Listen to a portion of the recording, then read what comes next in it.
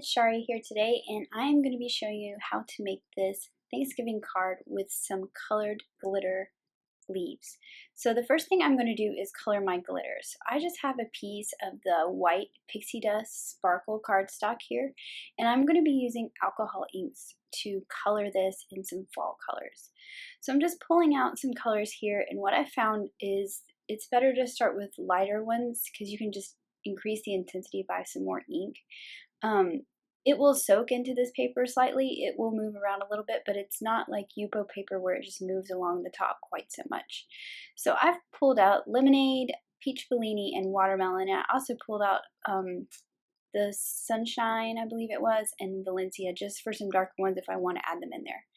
I'm also using this Tim Holtz tool that just sprays air. You could use a straw, but I'm using this in my videos so that I don't put my head in the way when I'm blowing it around. So a straw is just as easy. This just helps to where you can see what I'm doing. So I'm starting with the lightest color, which is the lemonade. And you can see I'm just putting some drops on there and spreading it out by using the air. And then I'm going to go in with my next color. This is the peach Bellini, which to me is more orangey than peach, but it does have a nice color that blends with that lemonade well.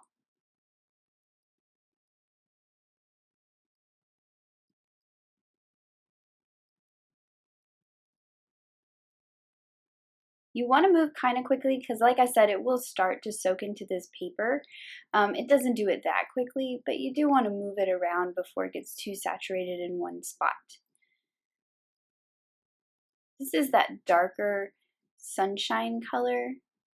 Just wanted to see what kind of yellow that would give me. And then I'm just going to speed things up. So I'm going to color this whole piece with alcohol inks in these fall colors to kind of create a variegated fall palette, if you will. And then I'm going to cut the leaves out of this piece. So I'm just going to play around till the whole thing is covered and looks the way I want it to. You can see it's kind of splotchy in some places, but when you add more ink on top of ink you already have, it'll start to move around and blend some more.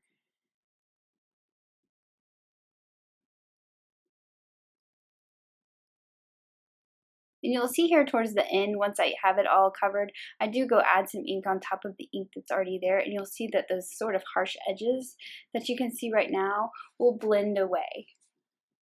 So you can see here I'm adding a whole bunch of ink on top of what's already there, and then it'll blend a little more, and you don't have those harsh spots quite as much. Now, like I said before, this will soak into the paper a little bit, so you need to let it dry. You can see it's, especially on the edges, it soaks in. So once it is dry and all the alcohol is evaporated, then you can die cut. So don't try and die cut until everything is nice and dry. And I've just pulled out some of the stitch leaves dies. This is from both the large and the small set. And I just pulled out some sizes that's going to work with my card layout. And I'm just going to cut those out. I was trying to place them in places where the coloring on the leaves, you get different colors. You're not going to end up with a leaf that's all red or all orange or all yellow. So you can see just how pretty these look. And I'm going to go ahead and just cut as many leaves out of this piece as I can. I'm not going to use them all on this card, but I will just have them set aside for any future projects because there's no sense in that lovely piece of glittered colored cardstock going to waste.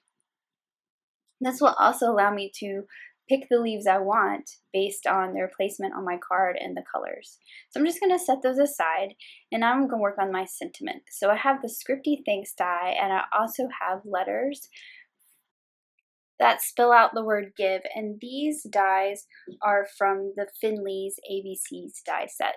So I'm going to cut out the Scripty Thanks out of this brown glitter cardstock. This is from the Autumn Sparkle collection. So I'm just going to cut the thanks out of that.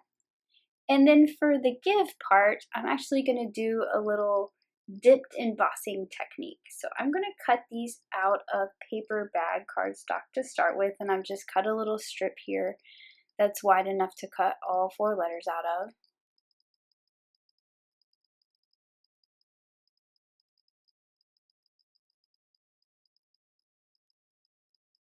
And then once I have those cut out, I'm lining them up on my grid mat so that they are nice and even. And then I'm going to pick them up with that piece of Post-it note tape you see there. I'm going to pick it up above sort of the halfway mark using my grid mat as a guide. And this is going to act as both a way to keep them in line and as a mask. So I'm going to do some embossing on this to make them look like I've dipped them in gold embossing. So I'm just going to take my clear embossing ink directly to the letters and give them a nice coat of ink. And this pad was actually very juicy, so some of this ink actually went under my Post-it note tape, so it left like a slightly line between the embossing, but I actually didn't mind the look, and you'll see here what I'm talking about. And then I'm going to pour on some gold embossing powder. You can just flick off any extra or use a paintbrush to get rid of any stray pieces that might be hanging off the side. Now I really actually like the look of a nice thick embossing, so I'm going to do the same thing again and put another layer of embossing powder on it. So I'm going to take my sticky clear embossing ink pad directly onto the embossing I've already done, same as before, and I'm going to pour another layer of embossing powder over top of it. So this will really make the coat of embossing really nice and even and thick.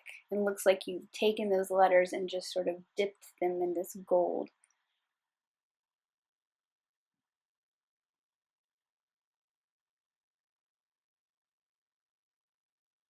So once I have heated up and melted all that with my heat tool, you can remove them from the tape, but of course wait until they are nice and cool so that you don't get a fingerprint in that embossing.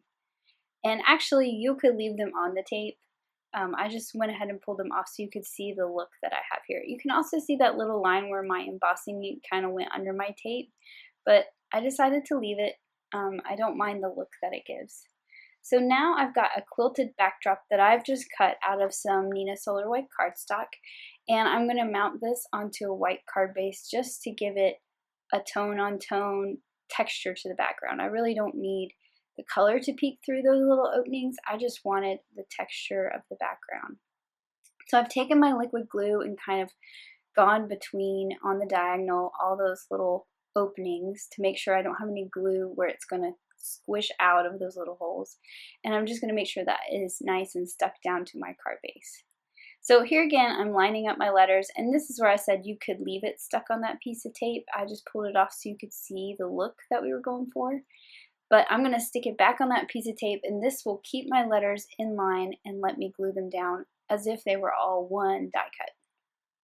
So I've put some liquid glue on the back of them. I'm going to line them up where I want them on my card, and then I can just pull that tape off.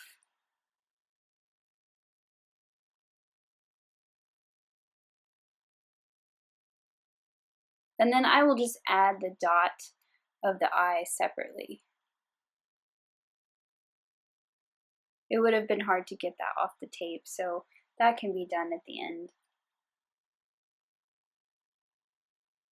Now for the Scripty thanks, I want it to kind of be thicker, and I also want it to overlap those letters a little bit. So I'm going to make it a thick die cut by cutting this thanks out of two pieces, or cutting two more die cuts out of the paper bag cardstock, and I'm going to stack them to make them a thick sentiment. But I'm also going to show you a little trick. Because I want the sentiment to overlap the give part, I'm actually going to trim my bottom of my stack a little bit to where it fits snugly and it ends up even and nice and flat. So for this one that's going to be the back, I'm going to place it where I want it to be, and then I'm just going to take a pencil and mark where the E and the G overlap. So I know that I can trim off the top of that K and just part of that H, and this is going to be the back of my thanks, and I know that I can snugly put this up against that give and give it the illusion that it's overlapping without extra thickness right at those letters. So you can see that is how it's going to fit, and this will be the bottom layer. So I can just add this to the back of the two pieces I've already glued together.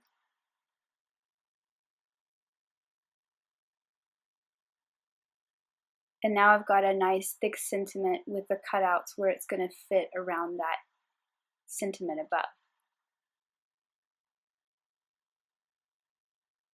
And it will all be nice and flat now.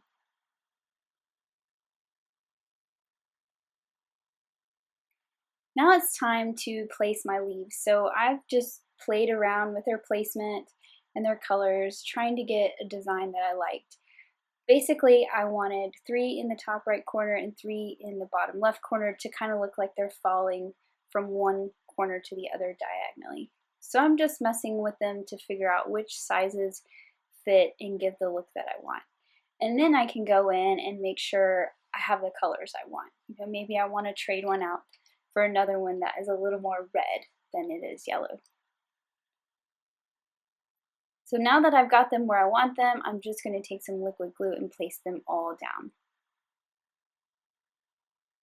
You don't really need a lot of embellishment to this card because these sparkly leaves really give the pop that you want. But finally, I decided I wanted to add a couple sequins. So these are coppery sequins. I believe they're from the Entangled.